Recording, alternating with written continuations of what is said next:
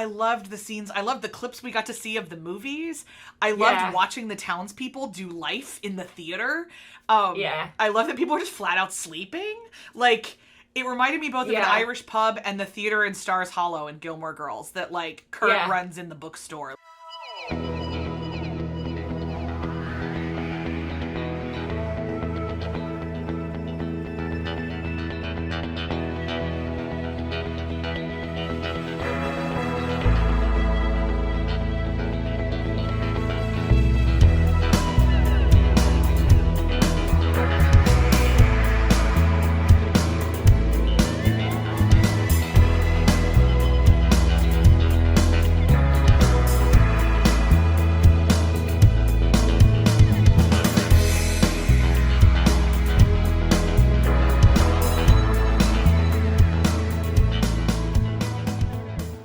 Buongiorno, everybody. I'm Dr. Erin, one of the good doctors of Abbey Research. I'm Dr. Kristen, the other good doctor, laughing at the first time we've ever said it in another language, and we should do that more often. Good idea. We should. It just literally just came to me right now. But I said buongiorno because we are in our Colonizers World Tour coverage of Italian colonies for this merry month of May 2022. And we're done with Italian colonies. They didn't have very many, mostly because there wasn't in Italy until the 1850s. And we are talking about our piece of art for the week in which we are talking about the country of Italy. So for today's discussion, we have up the 1990 Oscar-winning for Best Foreign Language Film classic of Italian cinema, Cinema Paradiso, which is available to rent in the United States on Apple TV for $5 US, hopefully elsewhere for not money. It is written and directed by Giuseppe Tornatore and is the story of really how a person falls in love with cinema. And it is the story of Salvatore Di Vita. It is told almost entirely in flashbacks. We meet an older Salvatore who finds out that his mother called when he was away and that Alfredo dies. And we don't know who that is. We don't know what's happened. And the story goes all the way back to baby Salvatore, who is called Toto, which is the nickname in Sicilian for Salvatore. And it starts with baby Toto falling asleep as an altar boy, which was a hilarious way to open a film. And tells the story of Toto falling in love with the cinema through the local cinema in his hometown of Giancarlo, which is called Cinema Paradiso.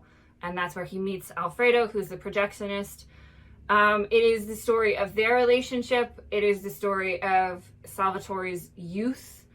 It is the story of the town and kind of the age of cinema that it was in right before we get the invention and the widespread use of television. And it's kind of seen as like a late 80s, the movie is seen as a late 80s homage to like the romance of the big screen at a time in which the fear was that movie theaters were going to be entirely replaced by TVs and VCRs and then eventually, DVRs and all of that stuff. So a lot of critics would argue that was what Tornatore was kind of harking back to, was this like romantic age in which everyone went to the cinema. And so that is the story of Cinema Paradiso, starting from 8-year-old Toto all the way to when he returns at the end of the movie back to his hometown for Alfredo's funeral. Spoilers a go-go. It's a movie that was made 40 years ago, but if you're spoiled, I'm sorry.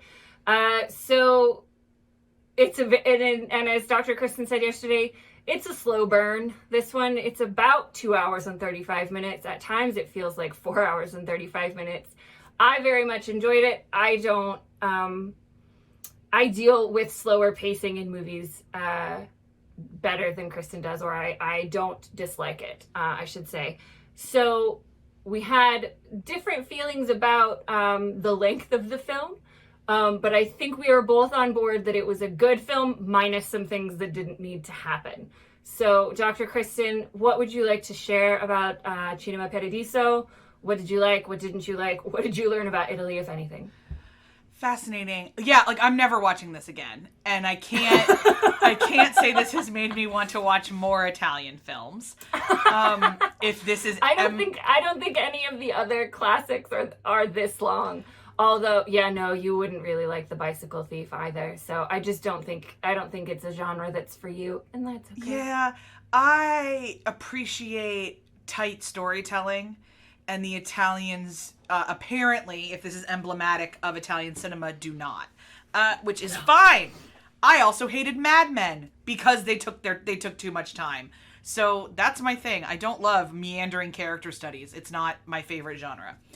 I also am so overly frustrated as a human person all the time with religious people squelching joy out of everything that I got really like caught up on the priest and like why they even had to do it.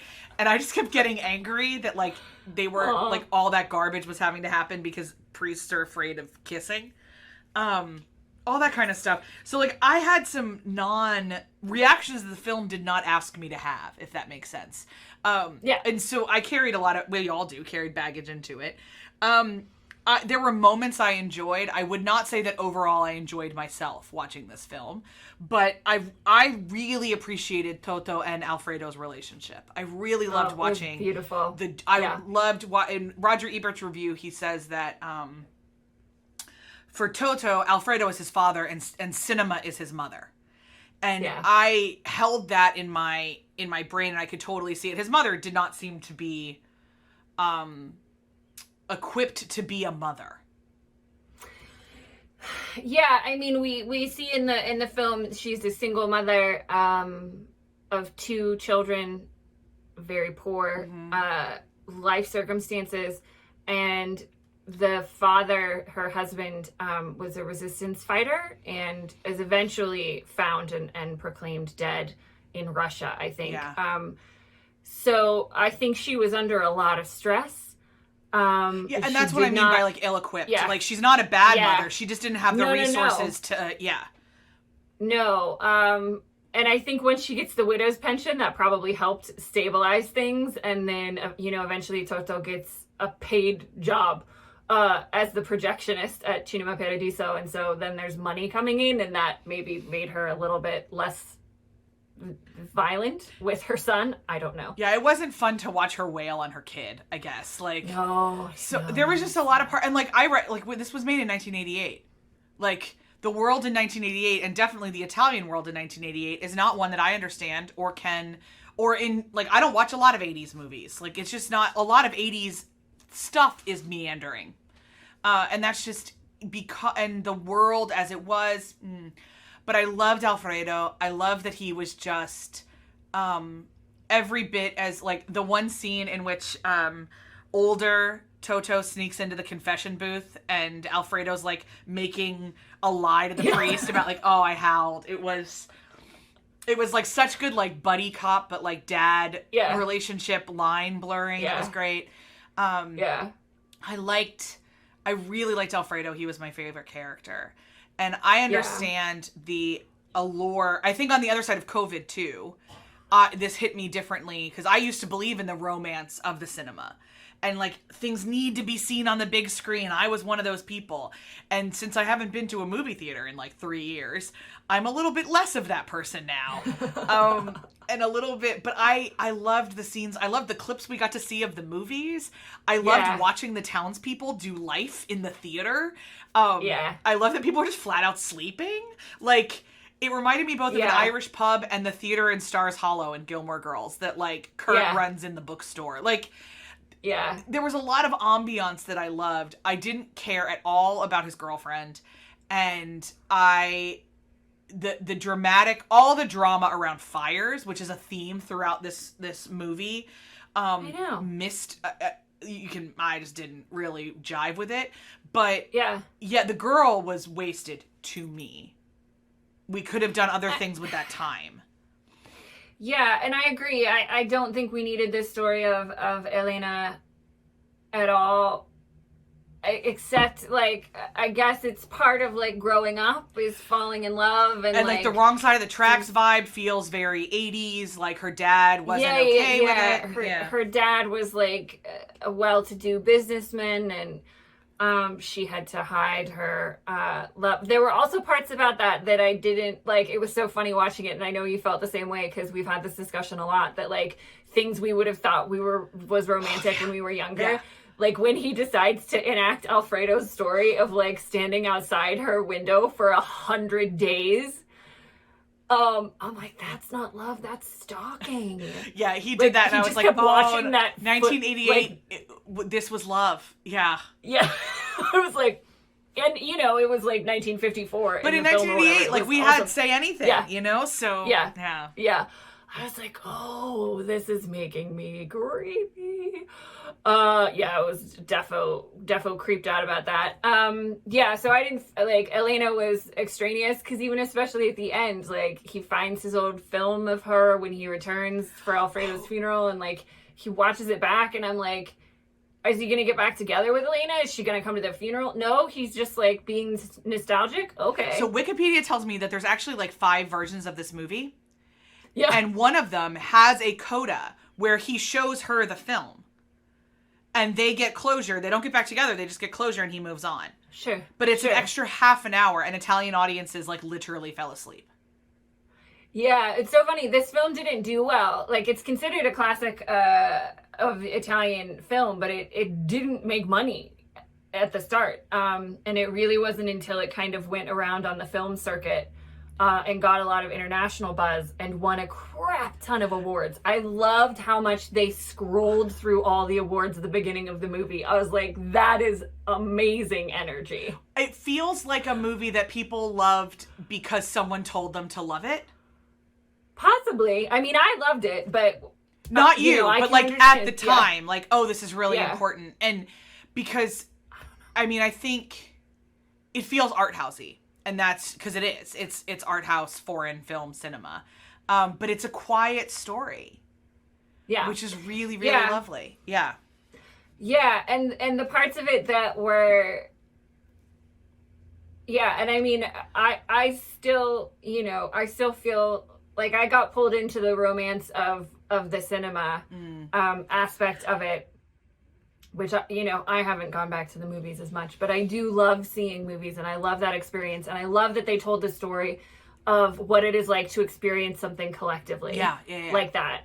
And I think after COVID, for me, or, you know, since COVID, that's something I really appreciated, was like, it's so, like, it was so, I loved the scenes. Those were almost my favorite scenes, aside from Alfredo and Toto, were the scenes of, like, the boys... the young boys masturbating in the front row, the sex worker who was like doing work out of the back, the mom who's breastfeeding, like everybody just brought life to the cinema. And there's in the downstairs in the Google Doc, we have a link to an interview with Salvatore Cascio, who played young Toto in the film. And it's an interview from like on the 25th anniversary of the release of the film. And he said, you know, the movie is about dreams. It's about like the love of your dreams, and that the theater was a place that the villagers could escape to and dream of a different place, a world outside this tiny town in Sicily, a dream of a different life, but it's also about Toto's dreams and Alfredo's dreams. And like Alfredo, you know, finds himself stuck in this town, and he doesn't want that for Toto. And their goodbye scene at the like train broke me. Tear me in half. It was so well acted, and it was like he was pushing him away because he loved him, but like Toto understood that and was just like, you know, thanking him for everything that he had done for him. And then he gets that resolution at the end. And so like for me, the love story was about the love of cinema and the love between Alfredo and Toto. And if they had just taken out the fires and Elena... Oh, it would have been a great movie. Yeah. It would have been like an hour and 45 minutes. Chef's kiss. Because that's, you know, that's what I loved about that.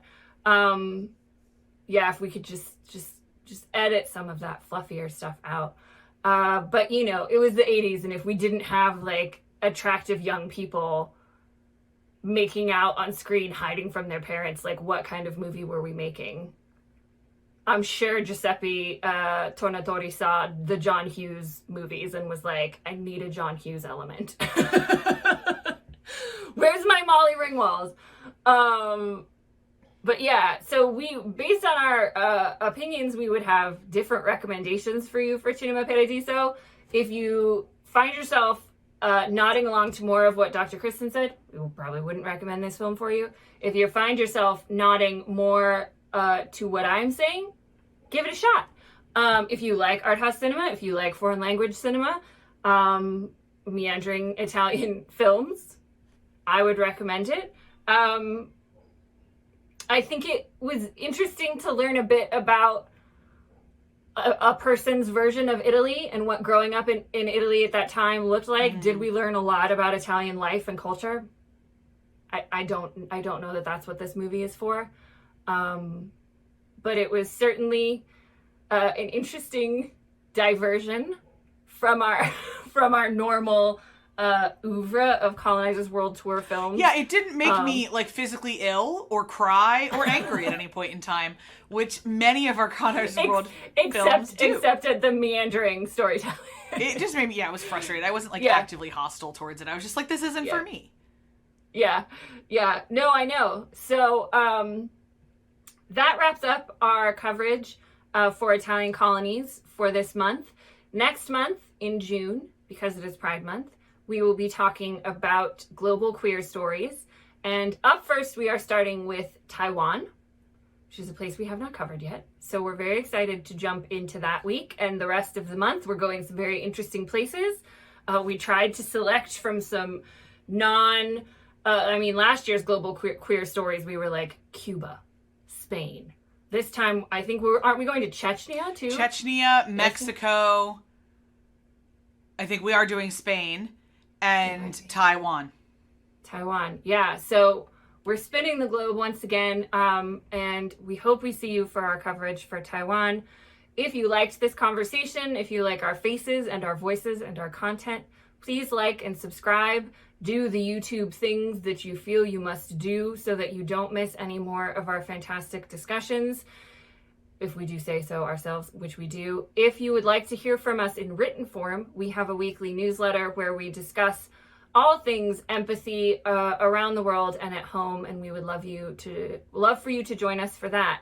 So we say ci vediamo. We'll see you next time.